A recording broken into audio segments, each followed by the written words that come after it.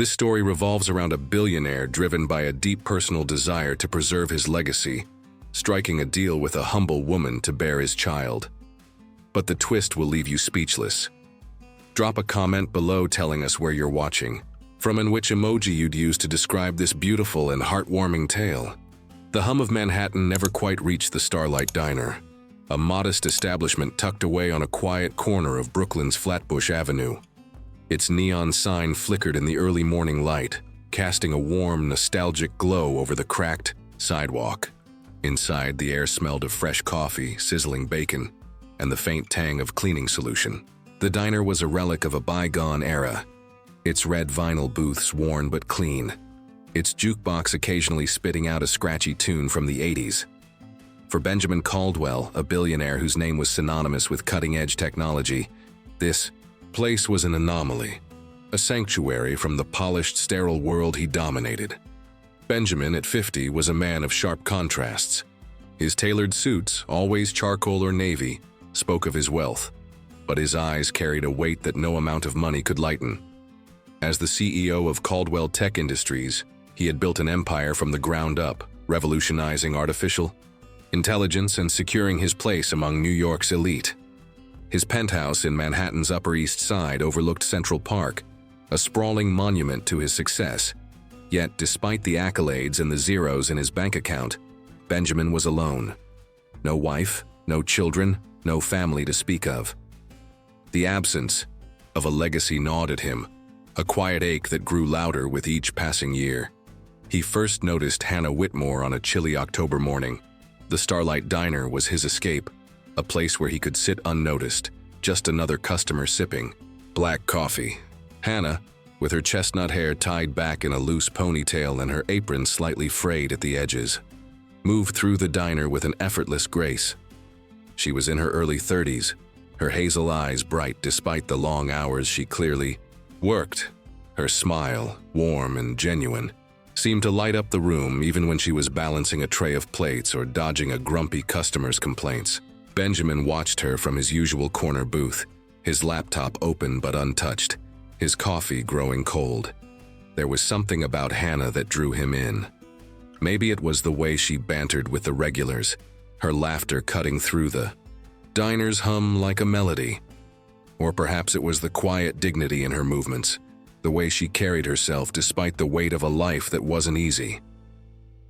Benjamin had overheard enough snippets of conversation to piece together that she lived in a modest row house in Canarsie, a working-class neighborhood where the winters were harsh and the summers unrelenting.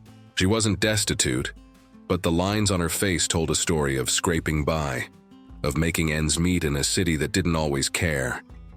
He didn't know why he kept coming back. The diner's coffee was decent but not exceptional, and the commute from Manhattan was hardly convenient. Yet 3 mornings a week, Benjamin found himself there, his driver idling outside in a sleek black SUV. He told himself it was the simplicity of the place, the lack of pretense.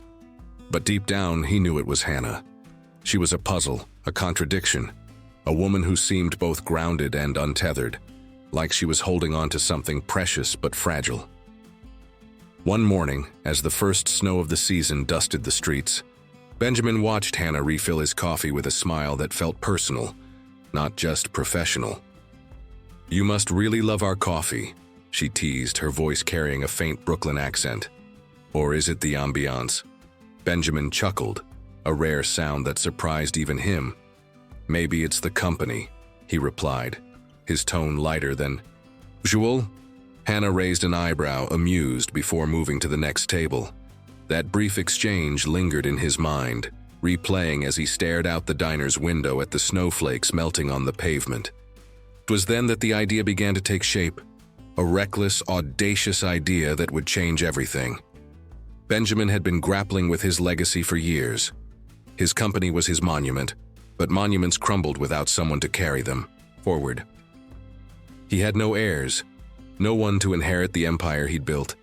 Adoption felt impersonal, and relationships had always eluded him, his ambition leaving little room for connection. But a child, his own child, could be the answer. Not just any child, though. He wanted someone who embodied the resilience he'd lost touch with, someone untainted by the world of wealth and privilege he now inhabited. Someone like Hannah. The thought was absurd at first. He barely knew her. Yet the more he watched her, the more it made sense. She was strong, kind, and fiercely independent, qualities he wanted in a child who would one day take the reins of Caldwell Tech. But how could he even broach such a proposal? It wasn't just about money.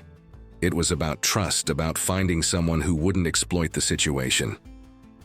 Hannah, with her quiet strength, seemed like the perfect candidate.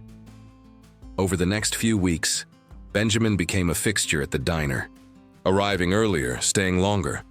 He noticed the small things, the way Hannah tucked a strand of hair behind her ear when she was flustered, the way she slipped a free coffee to an elderly regular who couldn't pay. He overheard her talking about her life in passing, a broken-down heater in her home, the long hours she worked to save for a better future. Each detail painted a picture of a woman who deserved more than what life had given her. One evening, as the diner emptied out and the neon sign buzzed faintly, Benjamin lingered past closing. Hannah was wiping down the counter, her movements slow and deliberate.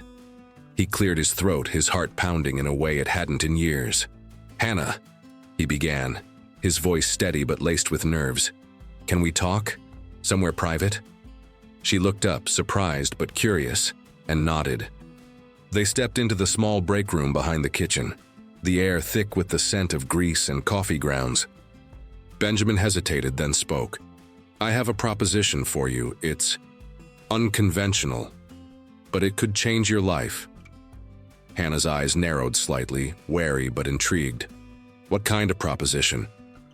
"I want a child," Benjamin said, the words tumbling out. "A son to carry on my legacy. I'd like you to be the mother. I'll pay you $1 million.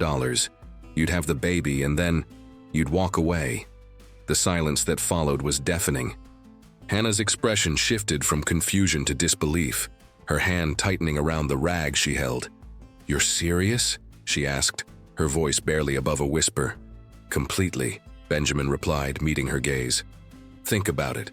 It's a chance for a new start. For you, for me, for someone who doesn't exist yet." Hannah didn't respond right away. She looked down at the floor, then back at him, her eyes searching his face for something. Sincerity, perhaps, or madness. "I need time," she said finally. "This isn't something you just say yes to." Benjamin nodded, a flicker of respect in his eyes. "Take all the time you need." As he left the diner that night, the snow falling heavier now, Benjamin felt a strange mix of hope and uncertainty. He didn't know if Hannah would agree, but he knew one thing. The Starlight Diner had just become the most important place in his world. The Starlight Diner was unusually quiet the morning after Benjamin Caldwell's audacious proposal. The usual clatter of dishes and hum of conversation seemed muted, as if the world itself was holding its breath. Hannah Whitmore moved through, her shift with mechanical precision, pouring coffee, scribbling orders, and flashing her practiced smile. But her mind was elsewhere. Benjamin's words echoed relentlessly. "I want a child, a son to carry on my legacy. I'll pay you $1 million. The weight of the offer pressed against her, a mix of opportunity and unease that she couldn't shake. Hannah had lived in Canarsie her whole life, in a narrow row house with peeling paint and a furnace that groaned more than it warmed. At 32, she was no stranger to hard choices. She'd worked double shifts at the diner for years, saving every spare dollar for a future that always seemed just out of reach. The idea of $1 million was dizzying. A ticket out of debt, a chance to fix the house, maybe even enroll in the nursing program she'd abandoned when life got in the way. But to have a child and give him up? That was a line she wasn't sure she could cross. She glanced at the corner booth where Benjamin usually sat, his laptop open, his presence both unassuming and commanding. He wasn't there today, and the absence felt deliberate, like he was giving her space to think. Hannah didn't know much about him beyond his name and his wealth. Whispers from other regulars painted him as the CEO of some tech giant, a man who could buy half of Brooklyn if he wanted. But there was something else, Something in the way his eyes lingered on her, not with judgment but with a quiet intensity, like he was searching for something. As her shift ended, Hannah sat in the break room, her apron crumpled on the table. The fluorescent light buzzed overhead, casting harsh shadows. She pulled the collar of Prata from beneath her shirt, a simple pendant with a crescent moon design, a gift from a woman she'd cared for years ago. The memory of that woman, Eleanor with her frail hands and kind eyes, always brought Hannah a strange comfort. She'd been a caregiver then, working odd jobs to make ends meet, and Eleanor's gratitude had meant more than the meager pay. The collar was a reminder of those days, of the lives she'd touched however briefly. The door creaked open and Rosa, the diner's cook and Hannah's closest friend, poked her head in. "You okay, hon? You've been out of it all day." Rosa's thick Bronx accent was warm, her concern genuine. Hannah forced a smile. "Just tired. Long shift." Rosa raised an eyebrow, unconvinced. "Uh-huh. And that fancy guy in the suit? He's been staring at you for weeks. Spill it." Hannah hesitated. Rosa was the closest thing she had to family, but the proposal felt too raw, too bizarre to share. "He's just a regular, likes the coffee." Rosa snorted. "Sure, and I'm the Queen of England. Be careful with that one, hon. Rich guys don't hang out in places like this for the coffee." The warning lingered as Hannah walked home. That evening, the Brooklyn streets alive with the sounds of car horns and distant sirens. Her house was a 15-minute walk from the diner, a small, weathered place squeezed between identical homes. The winter chill seeped through the walls, a reminder of the broken heater she couldn't afford to fix. She sat on her couch, the springs creaking under her weight, and stared at the ceiling. $1 million, a child, a choice. The next morning, Benjamin was back at his booth, his presence as steady as ever. Hannah's heart skipped as she approached, coffee pot in hand. "Refill?" she asked, her voice steady despite the nerves. "Please," he said, his tone calm but expectant. His eyes met hers, and for a moment, the diner faded away. "Have you thought about my offer?" Hannah set the pot down, her hands trembling slightly. "It's a lot to process," she admitted. "Why me? You don't even know me." Benjamin leaned back, his fingers tracing the edge of his mug. "I know enough. You're strong. You're kind. You don't let this city break you. Those are qualities I want in my son." The sincerity in his voice caught her off guard. She'd expected arrogance, maybe manipulation, but there was something raw in his words, a vulnerability she hadn't seen before. "And after, I just walk away?" Benjamin nodded, though his expression flickered with something unreadable. "That's the deal. You'd be set for life. No strings attached." Hannah swallowed hard. "I need more time." "Of course," he said, his voice gentle. "No pressure." But there was pressure, invisible but heavy. Over the next few days, Hannah wrestled with the decision. She thought of her mother, who'd raised her alone in this same house, working endless hours until her health gave out. She thought of the nursing program, the dream she'd buried under bills and exhaustion. And she thought of the child, a boy who'd grow up with everything she never had, but without her. The idea tore at her, but so did the thought of another, winter shivering in her unheated home. One evening, after a particularly grueling shift, Hannah found herself humming a tune, a soft, lilting melody she'd learned from Eleanor, the woman who'd given her the collar. It was a habit, something she did without thinking. But when she looked up, Benjamin was watching her, his face pale. "Where did you learn that song?" he asked, his voice almost a whisper. Hannah frowned, caught off guard. "Just something I picked up." "Why?" He shook his head, recovering quickly. "It's nothing, just, familiar." The moment passed, but it left Hannah unsettled. She didn't know why the song mattered to him, but it was the first crack in the wall between them, a hint that there was more to Benjamin Caldwell than money and power. A week later, Hannah made her decision. She found Benjamin at his booth, his laptop closed for once. "I'll do it," she said, her voice firm despite the knot in her stomach. "I'll have your son, but I have conditions." Benjamin's eyes lit up, though he kept his composure. Name them? I want it in writing, everything, payment, terms, all of it. And I want to be involved until the baby's born. Doctor visits, everything. He's mine until he's not. Benjamin nodded, a faint smile tugging at his lips. Done. I'll have my lawyer draw up the contract. As they shook hands, a strange electricity passed between them. Not just a deal, but the beginning of something neither could predict. Hannah felt a mix of relief and dread, while Benjamin felt a spark of hope he hadn't known he needed. The Starlight Diner, with its flickering neon and worn booths, had just become the stage for a story neither of them could have imagined. The Starlight Diner had become more than a routine stop for Benjamin Caldwell. It was now a tether to a future he could almost see. 3 months had passed since Hannah Whitmore agreed to his proposition, and the reality of their arrangement was settling in. Hannah was pregnant, confirmed by a doctor's visit in a sleek Manhattan clinic that felt worlds away from her modest life in Canarsie. The contract, drawn up by Benjamin's lawyer and signed in a sterile office, outlined everything. $1 million, paid in full upon the birth of a healthy boy, with Hannah relinquishing all rights thereafter. Yet, as the weeks unfolded, the cold precision of the agreement began to blur. Softened by moments neither had anticipated, their interactions started out of necessity: doctor appointments, check-ins, and discussions about prenatal care. Benjamin insisted on covering every expense, from vitamins to private consultations, and Hannah, though initially uncomfortable with his generosity, accepted it for the sake of the child. Their first appointment together was awkward, the sterile white walls of the clinic amplifying the distance between them. Benjamin sat stiffly in a leather chair, his phone buzzing with unread emails, while Hannah answered the doctor's questions with quiet confidence. But as they left, Benjamin caught himself offering to drive her home, a gesture that surprised them both.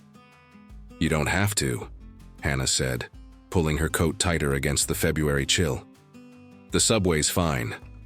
"It's no trouble," Benjamin replied, nodding toward his driver who waited in a black SUV. Hannah hesitated, then slid into the back seat, the leather upholstery feeling foreign under her worn jeans. The ride was quiet at first, the city's lights blurring past, but then Hannah spoke. "So what's it like? Running a company like yours?" Benjamin glanced at her, caught off guard. No one at the diner ever asked about his world. "It's demanding," he said. "A lot of decisions, a lot of pressure, but it's what I built." Hannah nodded, her gaze fixed on the window. "Must be nice, though, knowing you made something from nothing." Her words hit a nerve, stirring memories of his childhood in Queens. Ramshackle apartments, his mother's tired hands, winters so cold they'd sleep in layers of blankets. Benjamin pushed the thoughts away. "What about you?" he asked. "What's your story?" Hannah shrugged, a small smile playing on her lips. "Not much to tell. Grew up here, worked a lot of jobs. Waitressing's just the latest." There was more, Benjamin sensed, but he didn't press. Instead, he found himself looking forward to their next meeting, a follow-up appointment, a quick coffee to discuss logistics. Each encounter chipped away at the formality of their arrangement. Hannah's warmth, her unassuming humor, began to seep into the cracks of Benjamin's carefully constructed walls.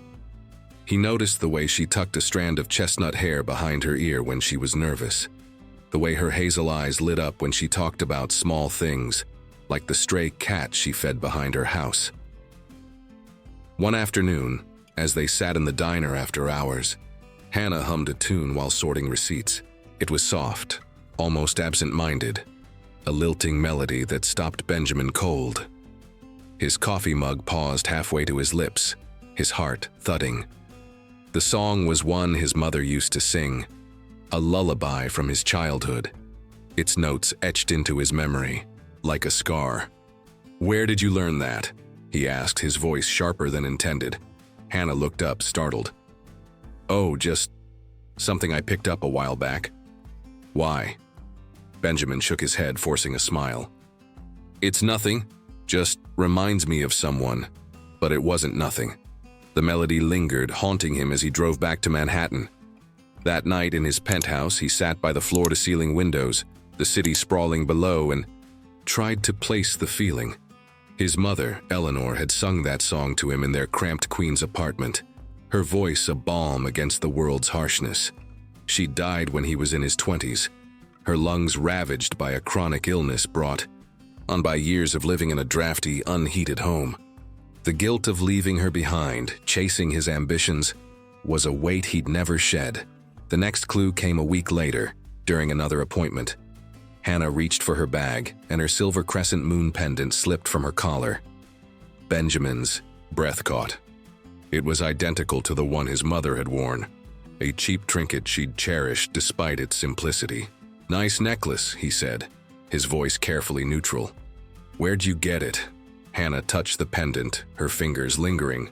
"A gift," she said, "from someone I took care of a long time ago. She was special." Benjamin nodded, his mind racing. It was a coincidence, surely. But the song, the necklace, 2 pieces of his past in a woman he'd chosen almost by chance. He wanted to ask more, to dig into her story, but something held him back. Instead, he watched her, noting the way she carried herself, the quiet strength that reminded him, inexplicably, of home. As the weeks passed, their meetings became less about the baby and more about each other. Hannah shared bits of her life, her childhood in Canarsie, her dreams of becoming a nurse, the way she'd always found comfort in helping others. Benjamin, usually guarded, found himself opening up, talking about his company, his fears of leaving nothing behind. "I built all this," he said one evening, gesturing vaguely at the city beyond the diner's windows. "But it doesn't mean anything if there's no one to pass it to." Hannah looked at him, her gaze steady. "It's not just about passing things on. It's about who you share them with." Her words lingered, and Benjamin felt a shift, a warmth he hadn't expected. He began to notice the way her laugh made the diner feel less empty, the way her presence grounded him. Hannah, too, felt the change. Benjamin wasn't just the rich man in the suit anymore. He was someone who listened, who saw her, not just the waitress or the woman carrying his child. Yet the contract loomed, a reminder of the boundaries they couldn't cross. One evening, as they walked to his car after a late appointment, Hannah shivered in the cold.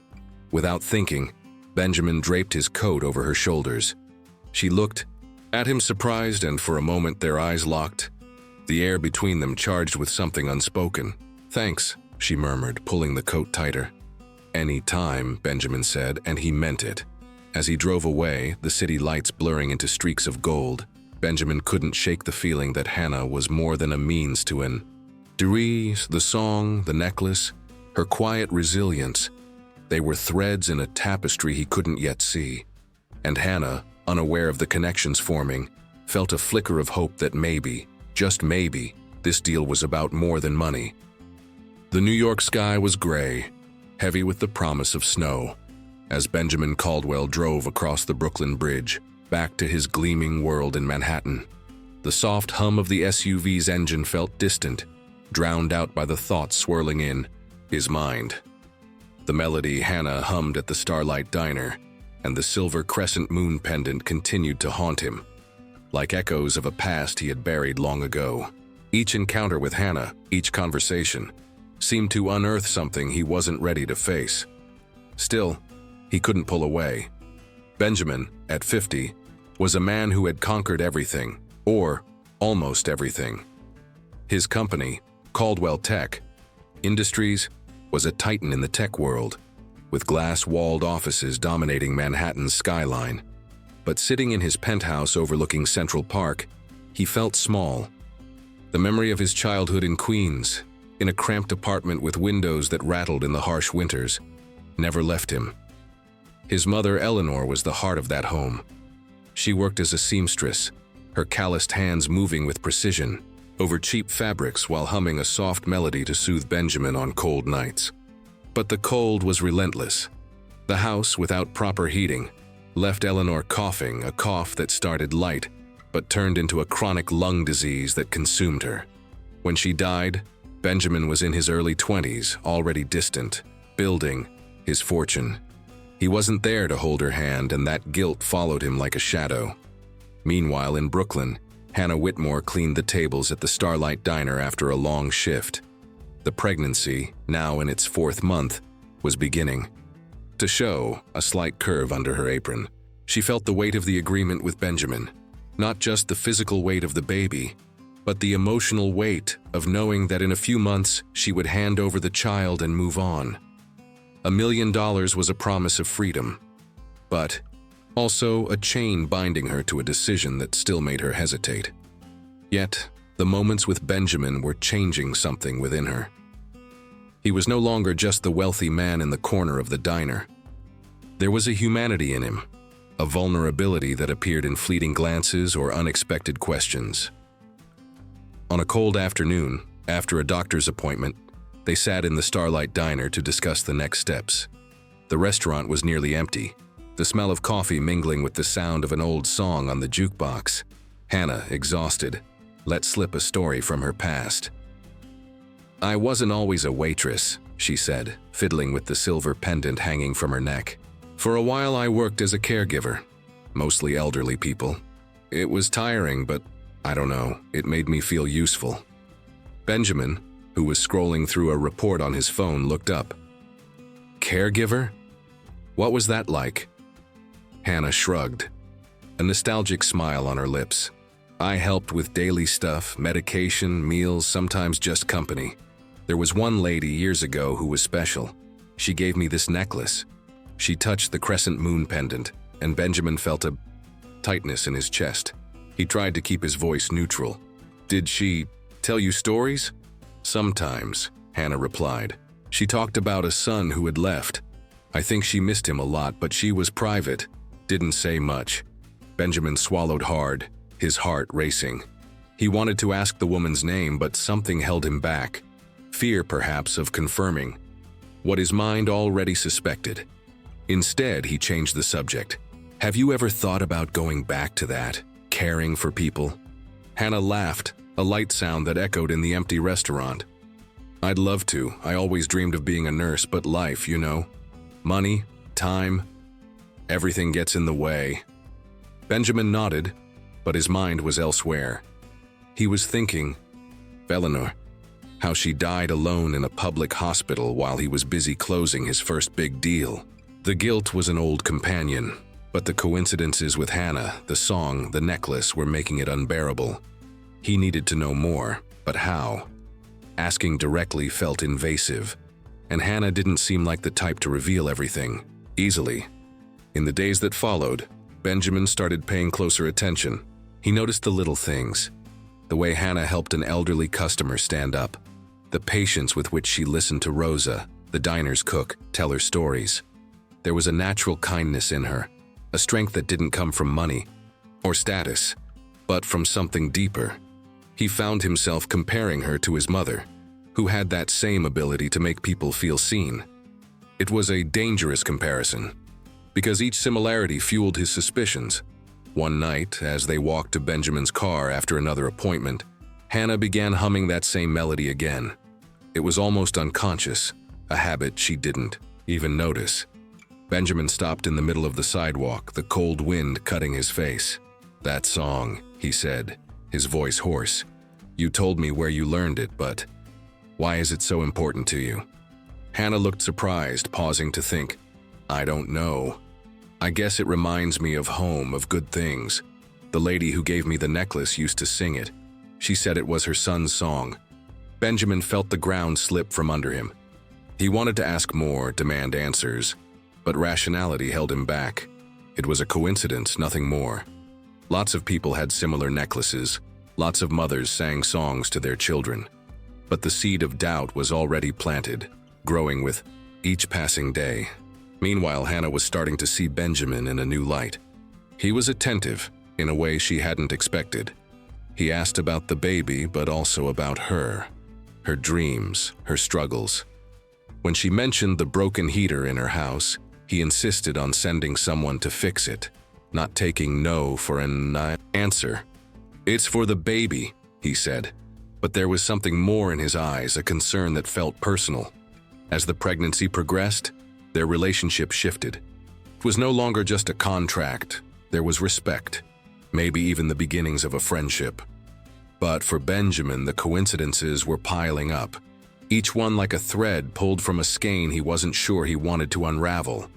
And Hannah, unaware of the connections forming in his mind, began to wonder if she could really hand over the baby and walk away from Benjamin when it was all over. Spring was beginning to emerge in New York, with the trees in Brooklyn starting to show green buds, but the air still carried a biting chill.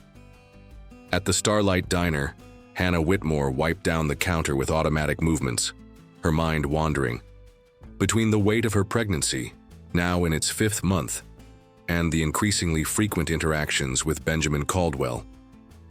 What had started as a cold agreement, outlined in papers signed in a Manhattan office, was turning into something neither of them expected. The coincidences, the song, the silver necklace continued to surface, like pieces of a puzzle Benjamin couldn't quite assemble, but which kept him tethered to Hannah in a way he couldn't explain. Benjamin, seated in his usual corner at the diner, watched Hannah as she served a customer with her easy smile. He was beginning to see her not just as the woman carrying his future son, but as someone who, somehow, seemed connected to his past. The melody she hummed, the one his mother, Eleanor, sang during his childhood in Queens, echoed in his head. The silver crescent moon pendant, identical to the one his mother wore, was another mystery. He tried to convince himself they were just coincidences, but each new detail made that explanation less plausible. There was something more, something he needed to uncover, but how to broach the subject without alarming her. Hannah, meanwhile, felt their relationship changing. He was attentive, more than necessary for a mere contract. When she mentioned, half-jokingly, the exhaustion of her shifts at the diner, he insisted on sending healthy food to her house or paying for extra tests to ensure she and the baby were well. "It's for our son," he'd say. But his gaze, intense and almost vulnerable, suggested something beyond the contract. Hannah found herself thinking about him outside the context of their agreement, the way he adjusted his glasses when deep in thought, or how his laugh, rare but genuine, seemed to warm the room. One afternoon, after a doctor's appointment, they decided to walk through Prospect Park, a rarity in their encounters usually confined to the diner or clinics, the koi. Air was crisp, and Hannah, in a light jacket over her dress, felt the baby move, a constant reminder of what was to come. Benjamin beside her seemed more relaxed than usual, hands in his coat pockets, eyes wandering over the trees. "Have you thought about a name?" he asked, breaking the silence. Hannah smiled, surprised by the question. "Sometimes. I like Liam. It's simple, strong. You?" "Liam," Benjamin repeated, testing the sound. "It's good. My mother would have liked it." He stopped, as if he'd said more than intended, and Hannah noticed the shadow that crossed his face. "Your mother," she said carefully. "You don't talk much about her. What was she like?" Benjamin hesitated, the weight of the question catching him off guard. "She was kind, worked hard, but always made time for me. She sang a song that, well, you've heard it." He looked at her, waiting for a reaction. Hannah frowned, confused. "The song I sing, the one you asked about the other day?" "Yeah," he confirmed, his voice low. "It was her song. I don't know how you know it, but..." "It's strange," Hannah laughed, trying to ease the tension. "New York's small sometimes.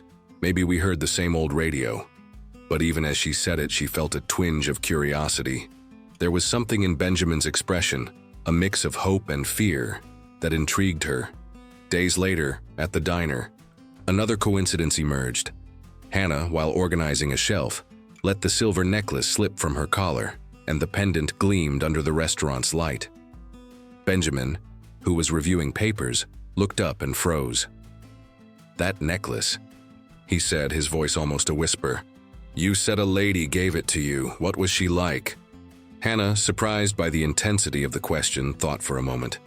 "She was frail, but had a strong gaze. Gray hair, brown eyes. Her name was Eleanor, I think. Didn't talk much, but she was grateful. Said the necklace was special. Belonged to someone important." The name hit Benjamin like a punch. "Eleanor." He tried to keep his composure, but his hands trembled as he held his coffee mug. "Eleanor," he repeated almost to himself. "Do you remember anything else, where she lived or anything?" Hannah shook her head, confused by his reaction. "Not much. It was in Queens, in a simple apartment. I worked for a caregiving agency, so I didn't stay long with each person." "Why, did you know her?" Benjamin shook his head too quickly. "No, just curious." But his mind was racing. Eleanor, Queens, the necklace, the song. It all pointed to his mother. But how? He needed answers, but he feared what he might find. What if Hannah was, somehow, a bridge to the past he had abandoned? Meanwhile, Hannah was starting to notice that Benjamin was more interested in her than the contract required. He showed up at the diner even on days without appointments, ordering coffee just to talk. One night, when her home's heater broke again, Benjamin showed up with a technician and a new heater, insisting it was for the baby's sake. "You can't be freezing," he said. But his tone, almost protective, made Hannah blush. The tension between them grew, no longer just professional but something deeper.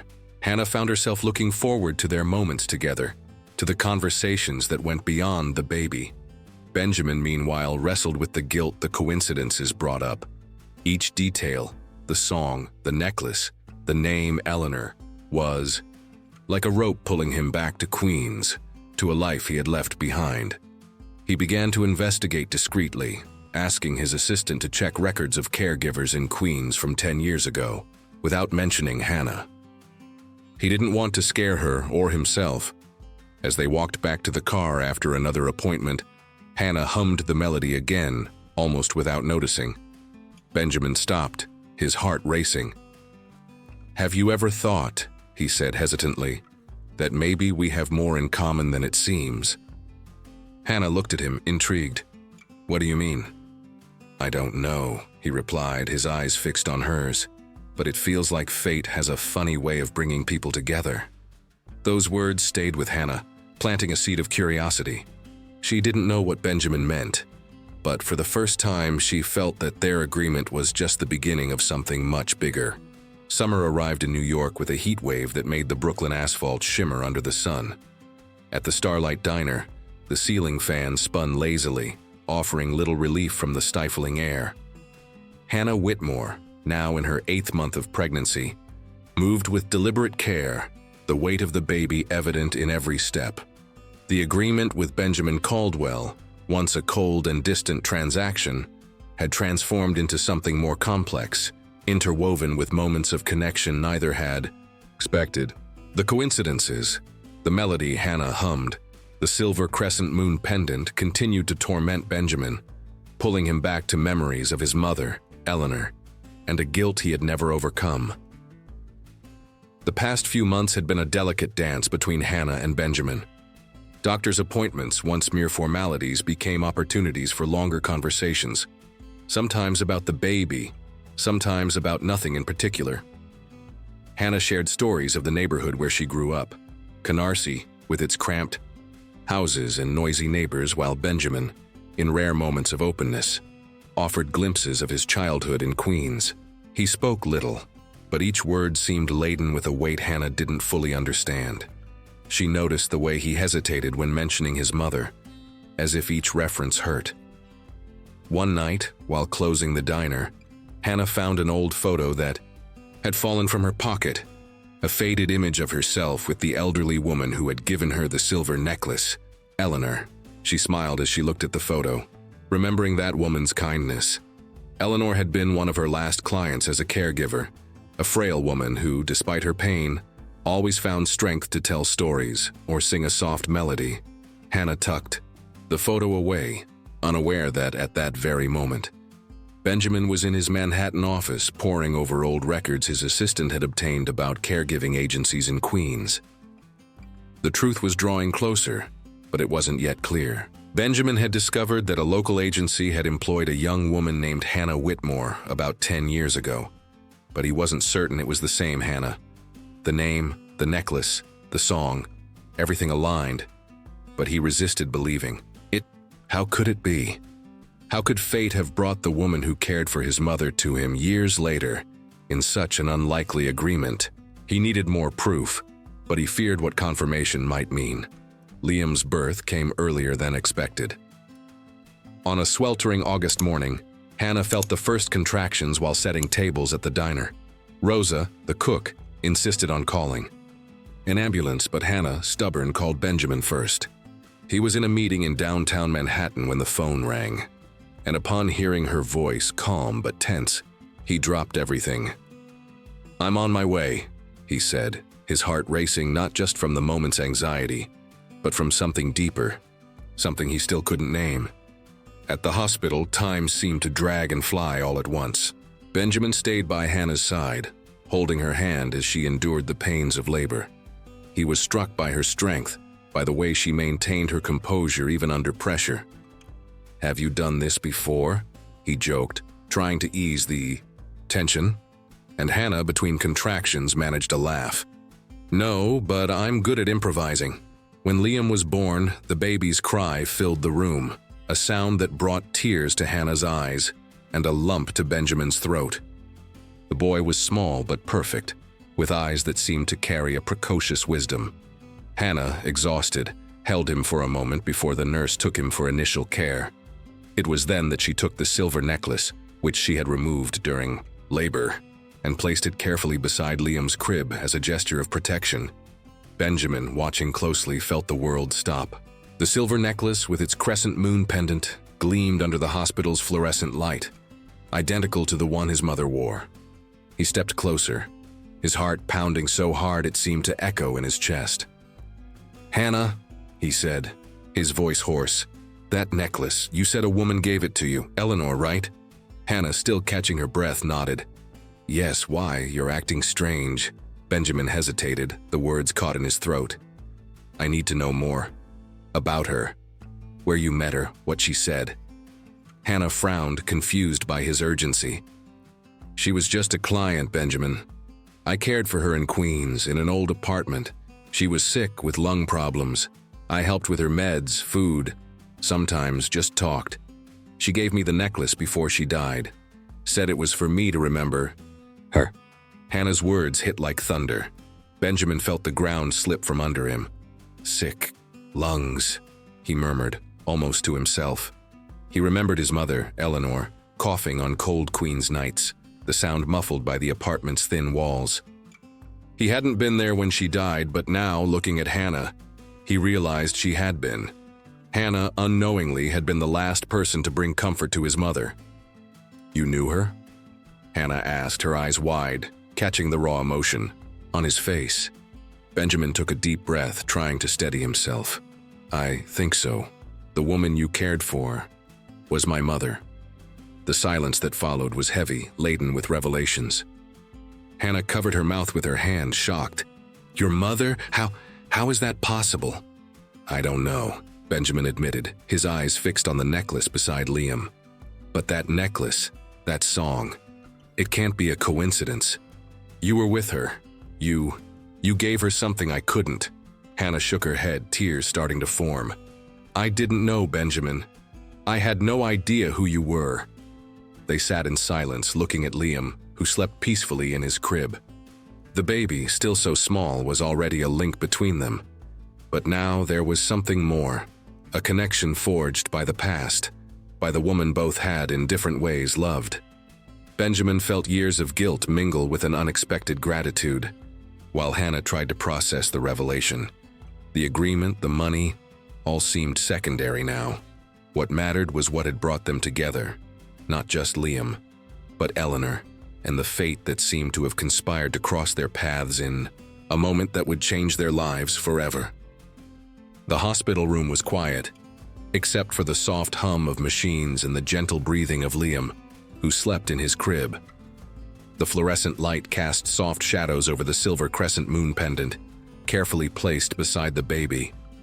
Hannah Whitmore, still exhausted from childbirth, looked at little Liam with a mix of love and uncertainty, while Benjamin Caldwell, seated beside her, tried to process the revelation that had just shaken his world.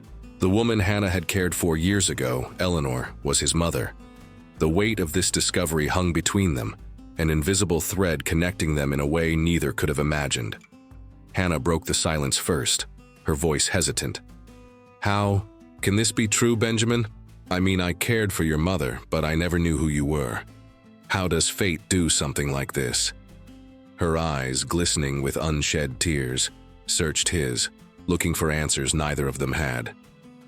Benjamin ran a hand through his hair, a rare gesture of vulnerability. "I don't know, Hannah. But that necklace, that song, they're hers, my mother's, and now you're here with my son. It's like she brought us together." He paused, his voice choked. "I wasn't there when she died. I chose my career, my ambition. And you were there, giving her what I couldn't." Hannah shook her head, tears finally spilling. "I didn't do anything special, Benjamin. I just did my job. She was so kind, even being so sick.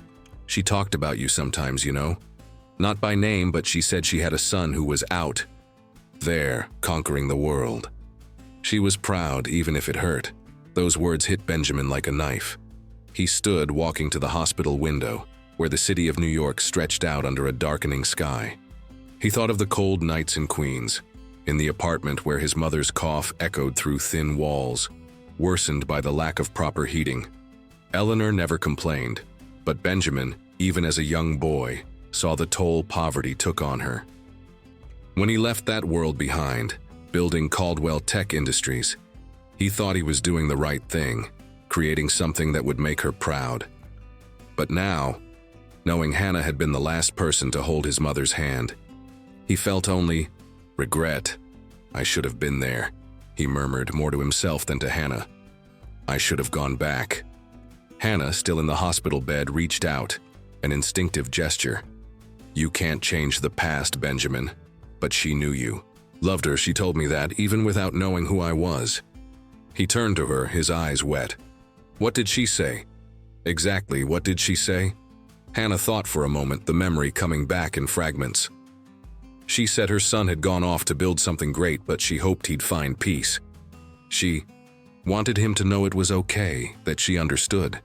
And she gave me the necklace, said it was for someone who'd care for it like she did." Benjamin closed his eyes, guilt and gratitude waging a battle within him. He looked at Liam, so small and vulnerable, then at Hannah, whose presence now felt like more than chance. "You gave her peace, Hannah, more than I ever could." The silence returned, but it was different now.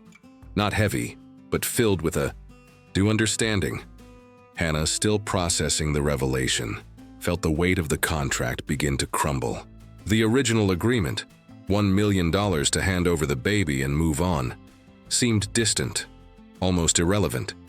Liam wasn't just Benjamin's son. He was their son, a bridge between their worlds. And now, knowing she had cared for his mother, Hannah felt a connection to Benjamin that went beyond money or contracts.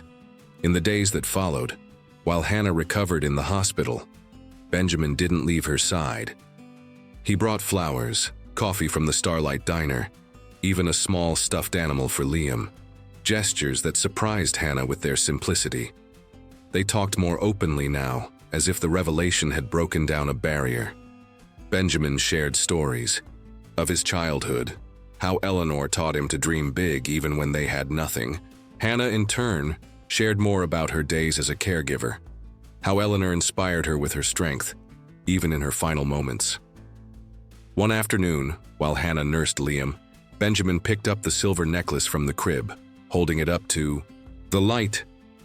"I remember her wearing this," he said, his voice soft. "It was the most valuable thing she owned, but she never sold it. She said it was a gift from my father before he left." Hannah smiled, touched by the story. "She gave it to me because she thought I needed something to remind me that the work I did mattered. I think she was right." Benjamin looked at her, and for the first time, Hannah saw something beyond the billionaire's facade.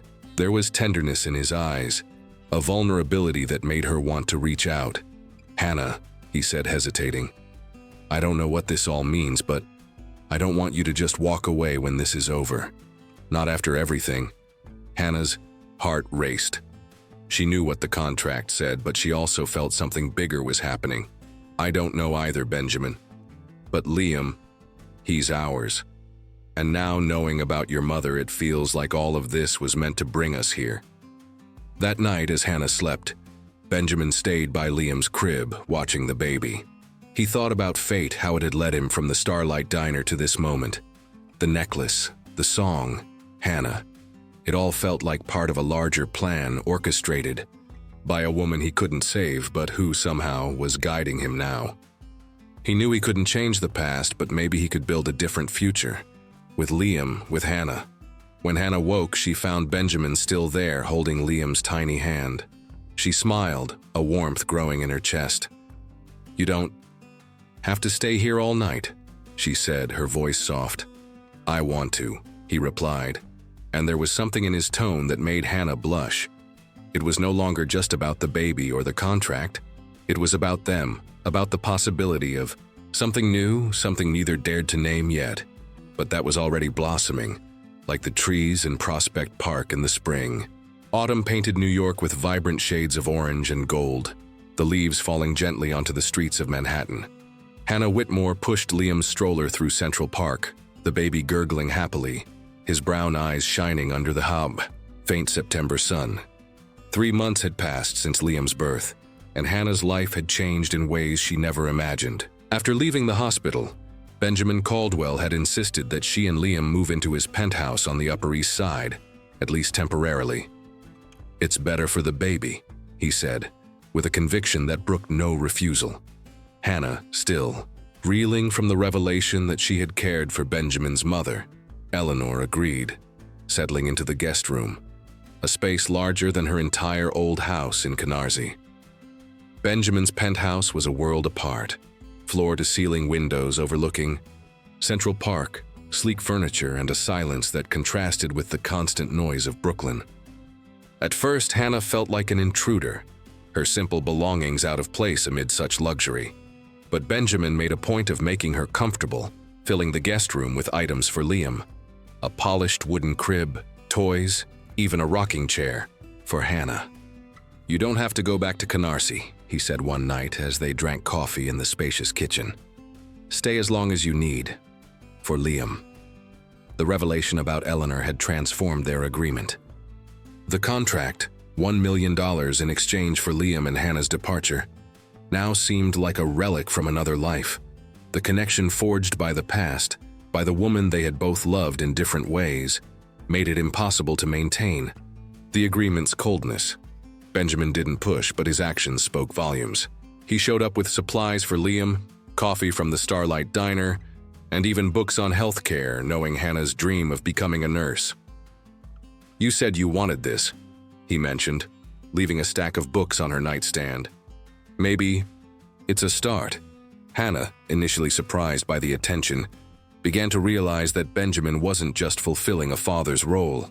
There was something in the looks he gave her, in the way he lingered longer than necessary, talking about trivial things like the weather or stories from the Starlight Diner. She, too, felt something shift within her. When Benjamin held Liam, with an awkward tenderness that contrasted with his billionaire image, Hannah's heart raced. It was more than gratitude. It was the beginning of something she hesitated to name, but that made her smile in the most unexpected moments. Benjamin, for his part, was in uncharted territory. He had spent decades building Caldwell Tech Industries, an empire that isolated him as much as it defined him. The guilt of not being there for his mother, Eleanor, in her final days had always been an open wound. Knowing that Hannah had been the one to offer his mother comfort brought a gratitude he didn't know how to express. More than that, it brought a connection with Hannah he couldn't ignore. She wasn't just Liam's mother. She was someone who filled a void in his life. One afternoon, as Hannah and Liam rested in the penthouse, Benjamin arrived with a paper bag from the Starlight Diner, coffee and muffins, his shy smile almost boyish. "Can I sit?" he asked, and Hannah, laughing at the formality, pointed to the couch. They talked, the sound of Liam playing with a rattle filling the space. Benjamin took a deep breath as if gathering courage. "Hannah, I've been thinking about the contract." Hannah felt a knot in her stomach. The contract was still a shadow between them. "What about it?" she asked, her voice cautious. "I don't want it to define us anymore," Benjamin said, his eyes locked on hers. "I want you and Liam to be part of my life. Not because I paid for it, but because I want you here with me." Hannah fell silent, his words echoing in her mind. She thought of the silver necklace, the song Eleanor sang, the coincidences that brought them together.